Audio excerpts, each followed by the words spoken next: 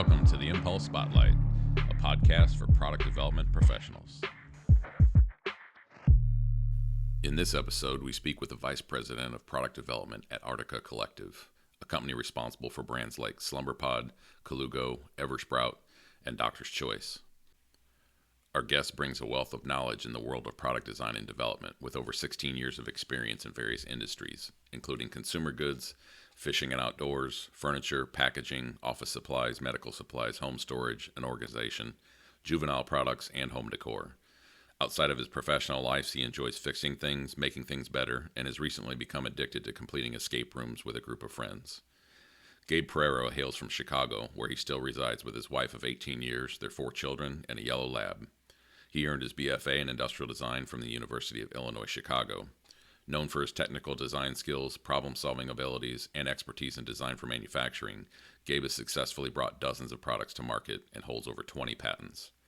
In this episode, we discuss the development of a modular closet organization system called Closets by Liberty from Liberty Hardware. We explore the challenges faced in creating this easy-to-install system, the importance of addressing customer concerns, and the critical role of research and prototyping. Gabe shares insights into the involvement of a dedicated team, the trends in product development, and his advice for those aspiring to make a significant impact in the industry. In a world where bringing a product to market is a massive and complicated endeavor, Gabe does a wonderful job of breaking the process down into a collection of entertaining stories. Let's get into it. Hey, Gabe, welcome to the show. Hey, Troy. Thanks for having me. I appreciate you being here. So I tell everybody when we start this that I started Impulse almost 26 years ago, believe it or not. I kind of saw the writing on the wall that I was working for a company that had all facets of product development under one roof: industrial design, engineering, prototyping, RTV, tooling, molding, that kind of thing. And I tell everybody I got my master's degree working there in product development. And then kind of saw the writing on the wall that they weren't going to be in it for the long haul. And long story short, spun off and started Impulse, and we've been helping people design products since. So that's a little brief intro into how I got into product development. How did you get into product development? So I would say it really starts when I was about 12 years old or so. I had one of those really old school alarm clocks, like the wood paneling and all that. And there would be a button that you'd hold to like time set, and then you'd press the minute button over and over and over again. And I remember always like going 1 minute over what the time was and then having to go through the whole thing again. Yeah. And I'm like, all right, that's it. When I grow up, I'm going to make stuff better. And that was really like the mindset that started me onto, I wanted to get into something related to what I thought was engineering at the time. My dad was always a do-it-yourselfer. He fixed a lot of stuff around the house. I would spend my weekends following him around and I would ask him, how does this work? And he would tell me exactly how it works from beginning to end. So I kind of got that built into my system and wanting to tinker, make stuff, build stuff. And then I learned about industrial design when I was maybe 14 years old or something like that in high school. A buddy of mine told me about it, and he showed me the IDEO video, the shopping cart video, the super famous, it was Dateline or Nightline or whatever. And I'm like, that's it. That's what I want to do. I was in Chicago. I found out that University of Illinois Chicago had a program.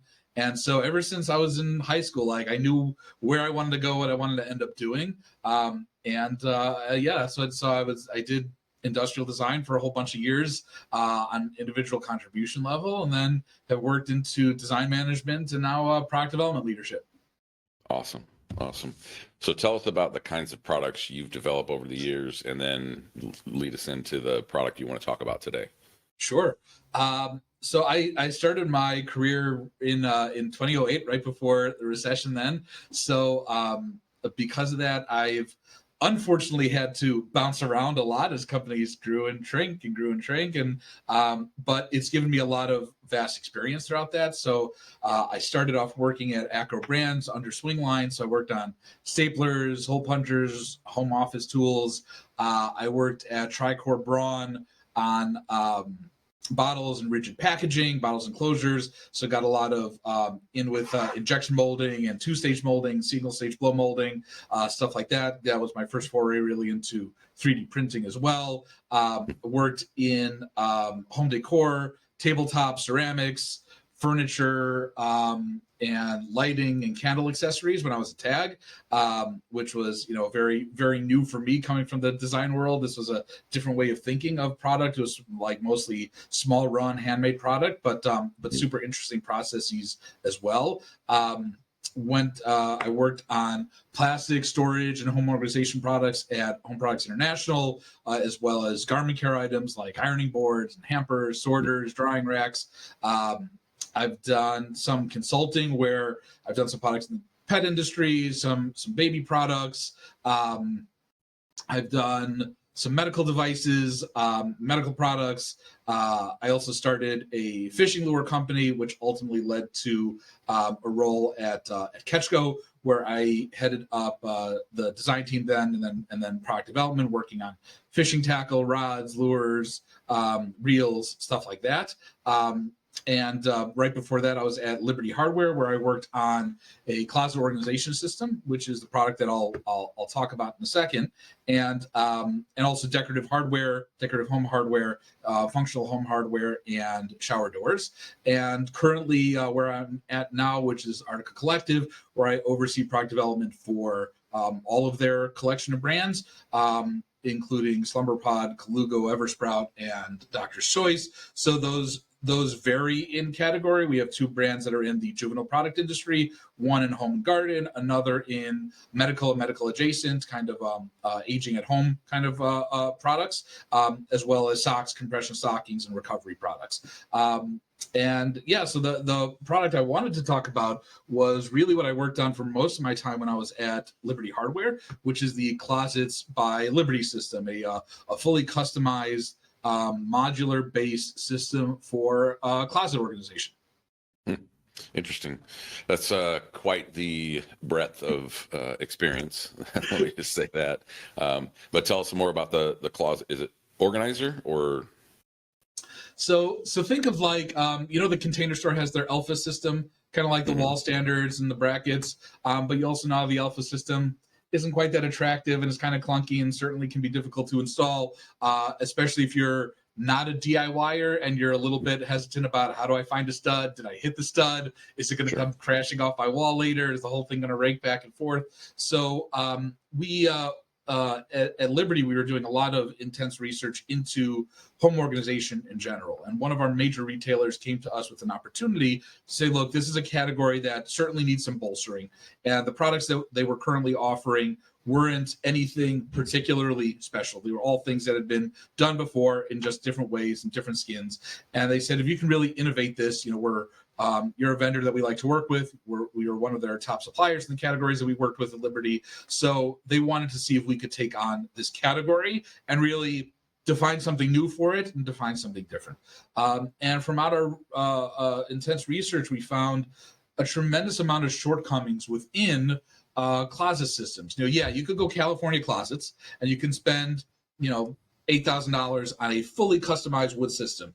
A, it's expensive. B, it's fully custom. It takes time. And if you want to change it around, you're left with limited options for modularity. And certainly if you move, that system's not moving with you. That's staying in place. Right. And if you want to try to do one of those yourself, like a system that you'll find at one of the big box retailers like Home Depot or Lowe's, it takes a fair bit of handiwork to put one of those together and really feel that you did it reliably well. And we were looking to solve those problems and bring a really aesthetically pleasing system, super modular, super customizable, easy to move, easy to install, and reliable system to someone who was even a novice at building or creating or things like that wouldn't need a lot of tools and that would really solve a myriad of industry issues that there were to closet organization systems. Very cool. So you mentioned your client said, hey, if you can innovate on this, we'd love to have you do it. What kind of innovations were involved in the actual end result? So some of the big ones that we focused on was the installation process. So that's one where no one likes installing things to their wall, but you kind of need to.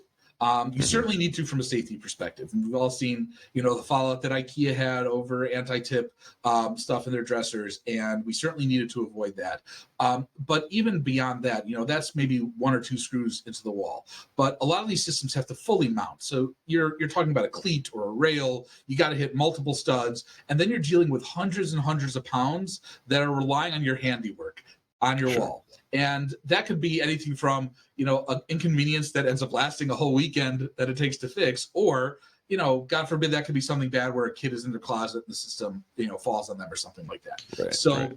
There were a lot of hesitancies in the market around, like, the barrier to entry of just wrapping your head around the project that is redoing a closet was huge. And it took so much for customers to say, like, all right, I'm willing to take this on, because they knew that going into it, it's going to be a multiple weekend project. It's going to take hours to do. It's going to take a couple people. It's going to take tools that they might not own or expertise they might not have. So we really wanted to, at first, we sought out to make a tool-free system, something that you could fully assemble without a single tool. We wanted something that was floor-based, so it would have to mount to the wall, obviously, for anti-tip purposes, but we wanted the bulk of the structure and the weight to just have to sit on the floor. So you don't really have to worry about all that weight relying on your handiwork. You can rely on the contractor who built your house's handiwork and leave it to them. And then on top of that, we wanted the anti-tip part to not be an afterthought. And as you see with most products, if you buy a dresser, you'll get a little nylon tether that's got to be drilled in afterwards, which I'd venture to say 15% of people actually do, if that. Most people probably still have that sitting in their drawer, the top drawer from that closet. So from that, wondering what it is. Exactly. So we wanted to make sure that as part of the process of putting together this, anti-tip had to be installed, and you really didn't have a way around it unless you did something like to alter the system. So that was something that we wanted to overcome as well. And we wanted universal modularity. For most of these systems, you can change a shelf easily. But when you put in a drawer, and if you've ever installed a drawer with drawer glides, you know what a bear of a chore that is to do. We wanted to be able to simplify that. So if you wanted to move a drawer from place to place, you could do so easily, so that your closet system could migrate with you over time. And if you decided, hey, I need a lot of hanging space, so I want just rods in this whole closet system, double stacked all the way, width, you could do that. And then if later you want more shelves, but you want the closet rods at a lower height, maybe it's for a little kid's closet, you could do that as the kid ages. Maybe now you need more drawers, and that hanging height can move up a little bit, and some of those shelves can move down. You can do that as well. If it's, as I see with my daughter, her collection of shoes are growing now that her feet have stopped growing. So we need to introduce a little bit more, and that takes a special kind of storage within a closet system as well. So I want her closet to be able to morph and grow with that. And certainly as we move from place to place, I want this to be able to come with us and change to a new closet. So if I have a 10-foot closet and I'm moving to an 8-foot closet, but it's now a walk-in, can I now separate parts of the system and use it in different areas? So these were all core parts that we wanted to take into consideration that we actually were able to tackle with this system. Very cool. So with all the products that we've helped design, I mean, it's been thousands, literally. Every one of those journeys is at least a little bit different. Walk us through the journey of developing this closet system. What were all the steps involved? Yeah, it was a big one. I will say Liberty. Well, one of the great things about my time at Liberty was we were a very research-centric company, and every stage we did intense research. So when we first started the process around general home organization, we held a 2 to 3 day brainstorm where it was our design team, as well as a lot of our marketing team, sales team, other disciplines throughout the company. But we also brought in industry experts. So we had professional organizers come in, we had contractors come in, people who did custom closets or things like that, to talk about the idea of storage in general. And we spent, I would say, a day on different functions. So whether that was closet storage in a bedroom, whether that was kitchen pantry storage, whether that was mudroom storage or laundry room storage. And we generated lots of ideas around those. And what could a system be? Was the system, was it a hanging system? Was it a stackable system? Was it a system that grew sideways or modular in that way? and then we went to research with those different systems. So we made some refined concepts on here's some categories of where these systems can go, and we wanted to see how customers responded, and almost more importantly, what were their concerns with each one of those? Because obviously they're going to favor one, but we need to address their concerns of those issues as well. So coming out of that, we went into more specific concept ideation, brainstorming around what is the structure of the system, and is it a wood panel based system? Is it a framework based system? Is it something like Connects or Legos or things like that, where it's small modular pieces that build together to make a sum greater than the parts? So we did a lot of exploration and chunking down of ideas to those, and then again, prototyping and other rounds of research where now we have customers that were starting to interact with those rough prototypes that we made to see where their preferences are falling, until we ended up on, I would say, 2 or 3 very solid directions where we got more professionally made, works like prototypes of the general system. So it didn't have all of the technical details worked out, but it was a good representation of the idea and how we wanted to execute on that. And then once we had a winner in that category from the consumer testing, we went into the really deep phase of design and engineering for all of those components. So we ended up with a framework that was based off of aluminum extrusions, and we wanted these to be universal so that there is no front, there is no back, there is no top, there's no bottom. You really can't get it wrong when you're putting the thing together. The units that use to stabilize the system from side to side, the top one and the bottom one are the same. You really can't get those things wrong. We wanted the brackets that hold your shelves and drawers to really be interchangeable. You can put them at any interval throughout the system. So it was working out all of these details of the challenges of how do we make it tool free, that it's still easy to assemble, that you can do the whole thing in 45 minutes to an hour, that it's, the whole building the whole thing and fitting out your closet will be like a Saturday project and not a multiple weekend project. Sure. So that was a very deep engineering phase. I spent a lot of time flying back and forth between our design studio in Chicago, working with our engineering team in Winston-Salem, North Carolina, and prototyping, building, reprototyping, rebuilding, redesigning, a lot of that over and over until we got to a point where we felt, okay, we can prototype stuff and we can do real customer research now with assembly. So we had better prototyped parts, vendor-made parts, or we had castings that were made, more robust 3D prints, things like that, to work out all the particulars of the system. And then we had users start to build the system and how do they interact with it, how they move parts around. Again, more rounds of research, and then it came into, all right, we've got the concept, we've got the engineering, we're refining it for cost, we're refining it for design for manufacturing, but at the same time, if this is going to be in a big box like a Home Depot, what's the shoppability? I'm sure throughout your career you've seen lots of modular concepts, but if the customer doesn't get it right away, you're stuck. You're not going to be able to move a single unit. And we needed to be able to show, okay, this is how all of these individual things naturally lend into this bigger picture, and kind of how the colors make the portrait. And so we did a tremendous amount on the packaging side, on the signage side, of the in-aisle shoppability side, explorations on that, further research with that, and prototyping of that. We had customers doing, in-aisle shoppability, seeing, okay, this is what I want to make, this is how I would put it together. We did the same thing with online configurations, so that we were seeing how long it would take a user to go through the process to shop the system online and build what they wanted, and ultimately to get us to the point where we could do, alpha run production and product launch. That's amazing. I mean, that's a massive undertaking. At least it was like. Huge. It was probably the longest project of my career, the most thorough project that I've been a part of. Wow. What was the timeline like?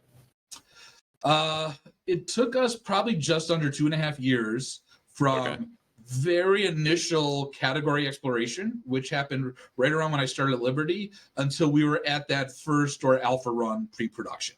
So it's probably about 2.5 years in total. Wow. Tell us about the team. Like, how many people were involved in the development, and what were their roles?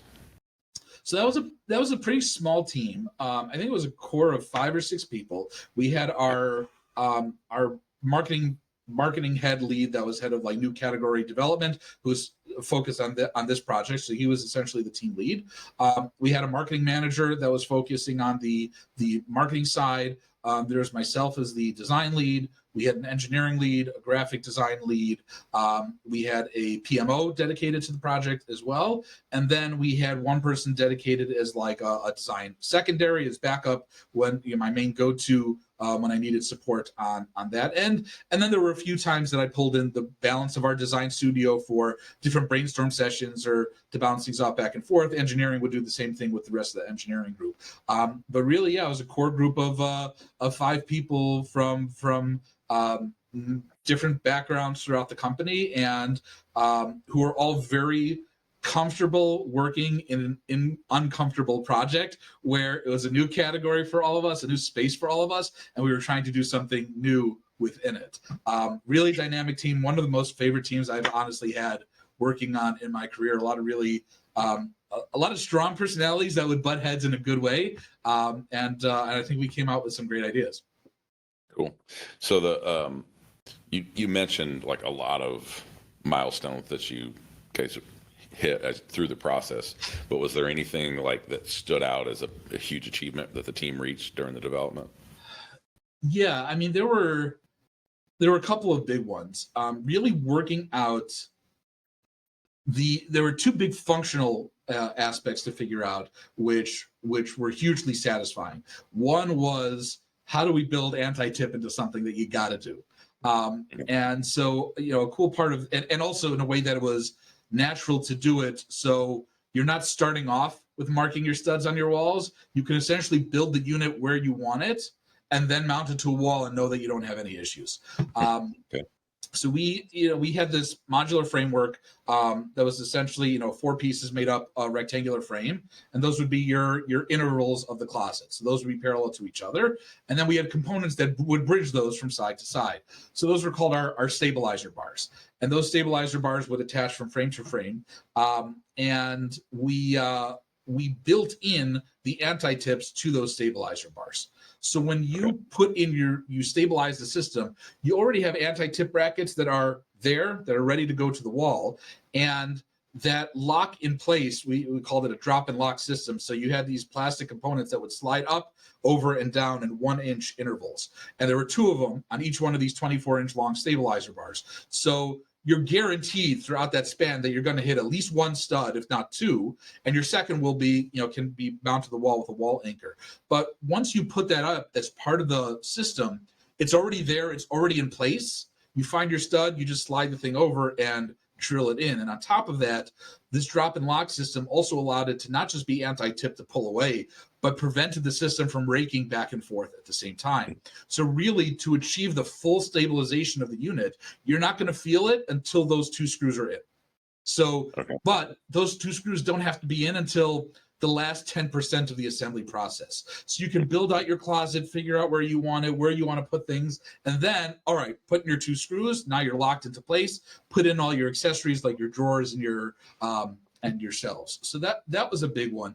I think the other big one from a functional standpoint was our universal brackets, so our shelving brackets. We had these notches that were hidden into the rails of this system. They were hidden because otherwise they're pretty ugly. If you look at a typical metal wall standard, not the most attractive thing out there. We did want something that was a little bit more aesthetically pleasing. And these channels also doubled as a place where we had these plastic snaps that could pop into that channel for different accessories. And this was more future thinking. If we wanted to add a tie rack or a belt rack or a hook rail that went from front to back and slid out, it could snap into these side rails. But we also used it for the stabilizer bar. So as you're putting them into place, they'll hold themselves in place. They'll hold your system together, before it's loaded up while you're trying to put everything in place. So that it's so you don't need a second person to hold it for you. But on top of that, we had these slots at, I think it was 4-inch intervals, and to make a bracket system that would work with both a drawer glide, that we had a bracket that had drawer glides on it, and a bracket that had shelving, and they all interface with the same slots. So you can have a shelf, and 30 seconds later, you have a drawer in the same location. And if you put the whole thing together, you realize, crap, that drawer is 4 inches too high. it takes you 30 seconds, you move it down. And Wow. nothing has to be unscrewed or rescrewed together, and it's still just as stable and rock solid as before. So the stability is coming from everything else. The drawer then just fits into that now perfectly squared out system and will function with soft close and all of that. So from a functional standpoint, those were the biggest ones. I would say from a surprise standpoint, the biggest hurdle we had is we had spent probably a good year and a half of development on something that was fully toolless. So you could put this whole thing together with snap together parts, and took a tremendous amount of engineering creativity to figure all this out to deal with these massive loads, including the drawer boxes. The drawer boxes were completely toolless as well. And we got to a point with user testing where we found that consumers didn't trust it if there wasn't a little bit of screwing something together that they had to do.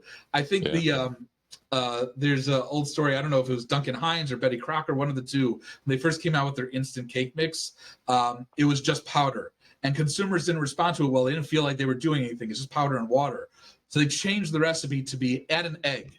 And all of a sudden, consumer adoption skyrocketed because now they felt like they're doing something. And we found that exact same principle translated here. No one trusted that this would be strong enough unless they had to screw something together. So even though we didn't need it, we then engineered into a dozen screws into the frame, and six or so screws into the drawer. And at the same time, we used it for our benefit, so we could simplify certain parts and double up on some of them. So like a screw hole that would hold things together also served as the leveling foot for the self-leveling on the system. So we did a lot of double duty once we were introducing those.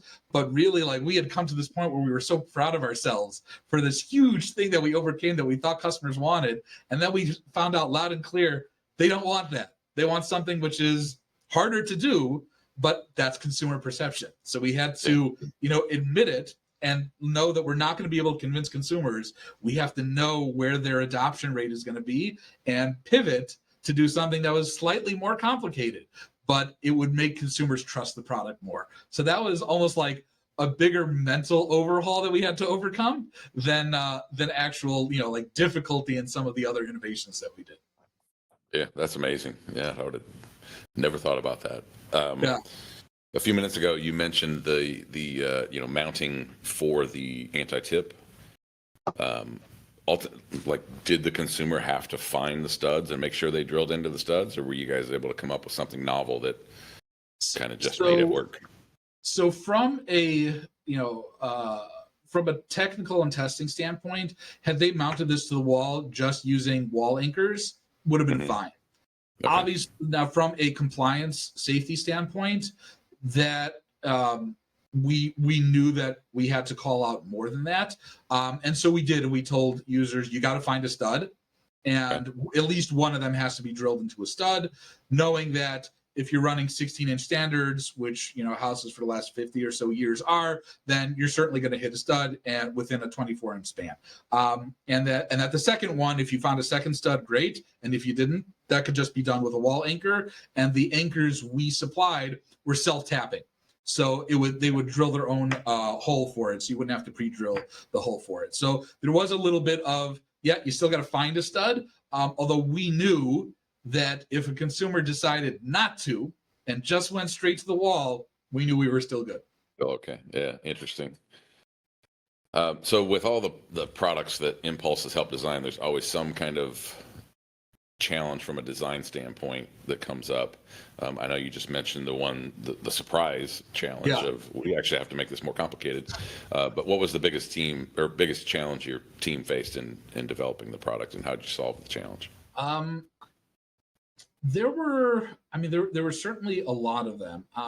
I think that was a big one. There were a few other things that were, the anti-tip mechanism that we first came up with, this whole drop and lock thing, was the initial concept was really hard to tool up. It was super expensive injection parts and a super expensive steel part, and that took me and our lead engineer about 16 hours of being locked into a conference room, with snacks and water. That's all we got. But until we figured this out, we had to figure out a dozen or so initial concepts of how else we can do it until we worked out, I think, two that were reasonable that we thought would be cost effective. We tested both out. One worked, one didn't. But that was it was complex from the point of these stabilizer bars had to lock into the system, screw into the system from the side. We wanted it to be done in a way that, again, one person could do. So you're talking about two frames, two stabilizer bars having to be held into place, having to locate the little holes that they go into, and then also have pieces that slide side to side, but also can lock in up and down. So they have to be captured up and down, captured side to side, drilled into the wall, and also these bars got to lock the sides in place. And with all the different interactions there, you can do that with a myriad of combinations between plastic and metal parts. The question is, what's the right combination of what to do it? That was a hugely complicated task of just what's the right combination of parts to get that right. I would say, in addition to that, is how we solve the top shelf. We using the holes at 4-inch standards, we could get our top shelf to be a couple inches below where the top of the frames were. But say you had something that was 6 feet long that you wanted to store across a number of these systems, your shelf isn't flush with the top. But we can't put a bracket up there. So how do we solve for that? How do we come up with a different method to solve for that top shelf? We didn't want to make a bracket that was unique to the top shelf, because then now you've got a top bracket and other brackets, and that's confusing for the customer. So as part of a late stage change we had to make, where it was a very minimalist looking system, and we found that while it looked nice and sleek and Scandinavian, almost IKEA style, the customers that were considering this had a more traditional aesthetic. So they were looking for some kind of head rail, almost like a crown molding kind of aesthetic for the top. Well, once we had introduced that, how can we use this to our advantage? So we built a stabilizer bar that goes in the front. So now the unit was more stable. And we had an aluminum cover that would snap onto that, both front and back. And that aluminum cover would capture the top shelf. So again, it's all part of building the system, but it also serves the double duty as collecting that top shelf. And then solving for where do you place a hanging rod. We wanted a hanging rod to go anywhere that a shelf or a drawer could. And we found a way to incorporate that hanging rod both into the universal shelf brackets. So if you put a shelf right underneath it, you can put a hanging rod, or those same brackets could adapt to the actual frame itself at the very top. So if you wanted to put a rod at the very top, you could. And again, these were all pushing ourselves beyond what we needed to. There's no reason we couldn't have said, look, your top hanging rod has to be 4 inches below the very top. We could have done that, but we were really hell-bent on making this as foolproof as possible and as universally customer-friendly as possible, which led to those few were some massive challenges, but we ultimately got them to work. Yeah, that's pretty amazing. Very interesting. You a while ago you mentioned in the process, building prototypes. What kind of prototyping processes were involved? So we did a lot of, of course, old school cutting stuff out of wood and sure.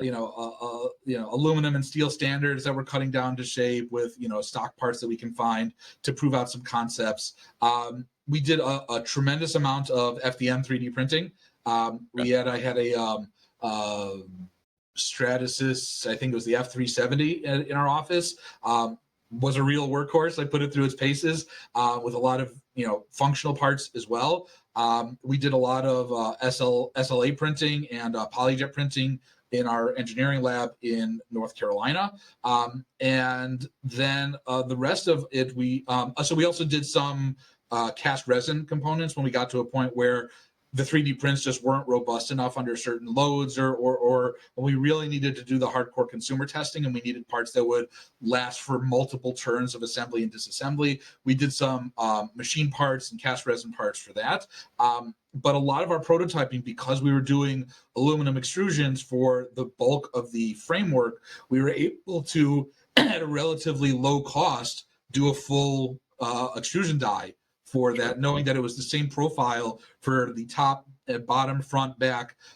So we knew we would get longer life out of that tool once we got it right. And we only had to do a couple changes to that die. So it ended up being a worthwhile investment.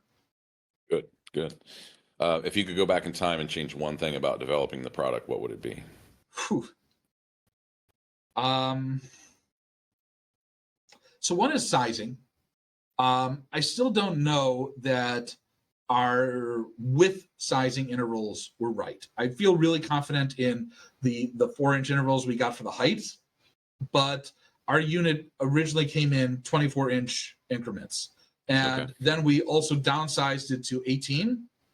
And we did possibilities to do, I think, 36 and 48. I think that was soon after I left Liberty. We had done the work already. They later introduced 36 and 48-inch spans, but those were mostly just for hanging, like if you wanted fully hanging across, and not shelves or things or drawers that were that long. But I still am not sure if 24-inch was the right increment. I have a few of these installed in my house now, and when you do have some hanging space, it's only 24 inches wide. It's not quite as much as you'd want, but we knew it was a good sizing interval that worked with, like, the smallest standard closet alcove is about 6 feet or so. So, working within 2-foot intervals really seemed to make sense, but that's something I would want to do a little bit more digging into if that was really the right way to do it. I think the second would be managing expectations really as a whole within the organization. I did this for Liberty. Liberty is a subsidiary of Masco. Masco is a giant company. Liberty is a pretty big company. And between what the company's internal expectations were to like get into a new category, how long would it take? There were a lot of pressures that were put on that were external to the quality of the product and the customer experience that we're rushing for our own timeline reasons. And do we really, and had we managed expectations, we could have done that better. And I think along with our partner retailers, managing the expectations of what kind of buy-in do you guys need to do to actually get this into your store and have it be successful? I think working with them a little bit more to better understand the concept at earlier stages would have helped them set it up for success within the retail environment at the same time. Sure. Shifting gears just a little bit as we start to wrap up, what are some of the trends in your world of product development? What are some of the trends you see emerging? I mean, obviously there's AI, right? That's probably a trend within everything, currently. Certainly a lot of conferences and talks that I've been to lately, it's been a lot on how AI is going to change design and product development. I've seen a tremendous amount of it from research, product insights. There's just dramatic changes in how we can find and compile data, and how we're doing that with AI to really speed and enhance and democratize those parts of the process. But also seeing tremendously powerful tools as far as concept rendering, throwing in some sketches and getting really photorealistic renderings being churned out. Concept generation, throwing two completely weird different things into an image generator and having it spit out something that interprets one into the other. Customer customization of being able to like visualize what something looks like in your space with AR and customize it with AI and have an AI engine be able to make recommendations based on your space. I think that's one of the biggest things that I'm watching closely to see, where is that going to have the biggest impact? And I think the second is I'm sensing somewhat of a redirection in how, especially industrial designers, product designers, concept designers use CAD and the systems that we've come to know and love, and how those will change over time, and how those will change from being super heavy seats of software on super heavy laptops or desktop machines to things that are more cloud-based, user-friendly, more free-flowing. When I started in design, I used a lot in Rhino, which was very free-flowing, but not as technical as like a SolidWorks or a Creo. Creo's a pain in the butt. SolidWorks can be as well, but it's my tool of choice. But certainly it's more than we need for many applications within design. So curious to, and I've been starting to see some new tools launch, which are like Onshape or things like that, which are a little bit more adaptable to concept generation within a 3D space that still lends itself to design for manufacturing. So very curious to see how those trends will evolve over time. Yeah, that's very interesting stuff. So as with your kind of intro of your breadth of experience, reflecting on all the challenges and successes and all your experience with developing product, what words of wisdom would you share with somebody looking to make a significant impact in the product development industry? Words of wisdom. I think there's a few things. One is, I think I remember a professor telling me this at one point in time. Not everything is sexy design. And the truth is, most of the stuff in the world is not. But everything can and should be and probably needs to be designed. And there's so much to improve on the mundane and there's a lot of interesting heavy challenges that come with that. If you're perusing design blogs or things like that, and you see all the award winners or the really cool renderings, you're going following big names on Instagram, you see the work that they're doing, it can be inspirational as far as saying like, wow, this is really cool stuff. But even at the rudimentary level, there's so much to accomplish there, whether it's strides in sustainability, efficiency, or manufacturing, or seeing how we can work with existing sources or for us stateside sources or things like that. There's tremendous innovation to be done, even within the things that don't seem as sexy. I think another one, I think I mentioned this before, is just that notion of, being comfortable, being uncomfortable. That's kind of where we live within product development. We're trying to make things happen that don't exist yet, right? So yeah, the more that you're okay with the unknowns and being able to figure it out, I think sets you up for a lot of success within product development. And I think the last notion I have is, failure is not only an option, it's failure is the way. It's part of the process. You'll never get to, if you don't fail along the way, you didn't come up with the best solution. Right. And it's something especially when I talk to students who will beat themselves up for presenting something and they feel like they're getting ripped a new one in the middle of a critique or something like that. It's like, no, that's part of it. Like there should always be that next step that you can take a product, because what's your Gen 2? What's your follow-up? You've got to have something to improve on, and that if you're not tripping along the way, you don't get better at it. Yep. Yeah, those are great words. I can't agree more. So this has been awesome. Before we finish up, is there anything else you want to mention with regards to the product or product development in general? With the product, this is, as I just mentioned, failure is always an option. And I think from what I understand, the product is no longer even in the market now, only just like 5 or 6 years later, because government regulations on anti-chip changed. And I had actually consulted with the company to see how we would adapt and fit to the new regulations. And overall, we came up with some new solutions. But ultimately, I think the executive leadership was just nervous and decided, all right, it's not, while it was a business that was going okay, it wasn't worth the risk for them. So they decided just to table it. Not every success lasts, and that's okay. That's as part of what we do. So so that was an interesting learning after all of this. Is would I consider it a failure? No, we still did some really cool stuff and innovative stuff, and maybe some version of it will see the light of day again sometime. Yeah, interesting. Before we end, obviously we can't find the product online anymore, but what about Artica? Where can we find out more about Artica? Sure. So you can learn more about Artica Collective at articacollective.com. It's ARTICA, collective as it's usually spelled. And then our parent company, Artica Inc., you can learn more about that at artica.com. And you can find out more about my work and the projects I worked on, including the Closets by Liberty project at prero.com. That's PRERO.com, which is my own portfolio site, personal site. It's got a nice picture of me when I was younger, less gray and thinner. So my personal web presence. Yeah, awesome. I'll make sure to get all of that into the show notes, and everybody can go check it out. So awesome. This has been great. I really appreciate you, and it's great, Gabe. Yeah, Troy, thanks for having me. This was a lot of fun. I appreciate it. Sure. To learn more about Impulse and how we might be able to help you, visit impulseproductdevelopment.com.